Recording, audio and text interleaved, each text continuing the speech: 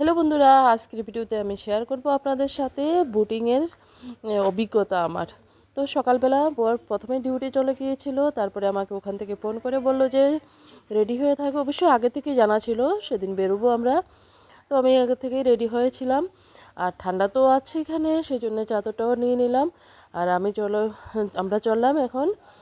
বাইকে যাচ্ছিলাম, যে প্রথমে যে ঘাটে গিয়েছিলাম সেখানে কিন্তু পাইনি। এখানে মানে সবগুলো আজকে সেদিন ফাঁকা ছিল। আর দেখুন নাগাল্যান্ডের গ্রাম, রাস্তা এত খারাপ বন্ধুরা। জায়গাটা যত ভালো, যত সুন্দর, যত এনজয় করেছি, কিন্তু রাস্তার জন্যে বাইকে বসেছি না ঘোড়ায় বসেছি সে বুঝতে পারছিলাম না। তো এই যে প্রথমে চলে এসেছিলাম আমরা এই ঘাটটাতে, এখানে এসে তো কোনো বোট পাইনি। তারপরে এখান থেকে একটা অন্য জায়গাতে চলে গেছিলাম। আর আমি তো ভিডিও করব না তা হয়, এখান থেকে দেখুন সুন্দর করে ভিডিও করে নিলাম। চারোদিকে শুধু জল আর জল, আর উপরে পাহাড়। অদ্ভুত অদ্ভুত অদ্ভুত সুন্দর একটা পরিবেশ। তো কিছুটা জায়গা খালি ছিল, এখানে গাছপালা ছিল।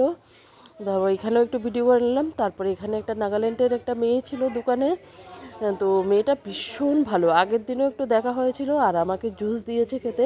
অ্যাকচুয়ালি বাইকের তেল নিয়েছিল, এখানে দাঁড়িয়েছিলাম। তারপরে আমরা চলে আসলাম যে সেকেন্ড একটা জায়গাতে যেখানে বোটিং করা হয়। আর এখানে আরও একটা বোট দাঁড়ানো ছিল, সেখানে কতগুলো মেয়ে ছিল। সব কয়টা মানে ভালো মানুষ পাওয়া যায়। আমি এত ভালো মানুষগুলো পেয়েছি না বন্ধুরা। আর এখানে বরকে বলছিলাম একটু ভিডিও করতে, আর আমি এখানে ভিডিও করছিলাম আর এনজয় করছিলাম। এই মুহূর্তটার জন্য অনেক দিন অপেক্ষা করেছি। যখনই বর আমাকে ভিডিও কল করে দেখাতো এগুলো, আমি বলতাম যে আমি নাগাল্যান্ডে যাব, বোটিং করব, আর খুব ঘুরবো। সত্যি করে খুব মজা হচ্ছিল। এখান থেকে যে বোটটা যাচ্ছিল, আর জল দেখুন কিভাবে কেটে যাচ্ছে, আর সূর্যটা জলের ছায়াতে পড়েছে, ভীষণ সুন্দর লাগছিল।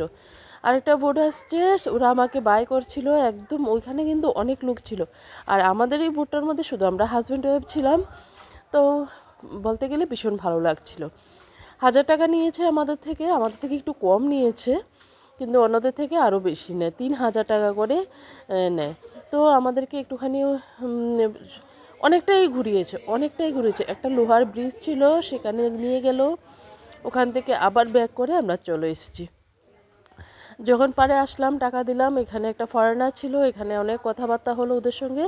যাই হোক, ঘরে চলে আসলাম। এই হলো আমার খাবার দাবার নাগাল্যান্ডের। 2টা টিফিন আসে, একটা আসে আমার বরের মেসের থেকে, আর আমারটা গেস্ট হাউস থেকে নেওয়া হয়। আজকের গল্প এইটুকুই বন্ধুরা, পরে আবার শেয়ার করবো আপনাদের সাথে।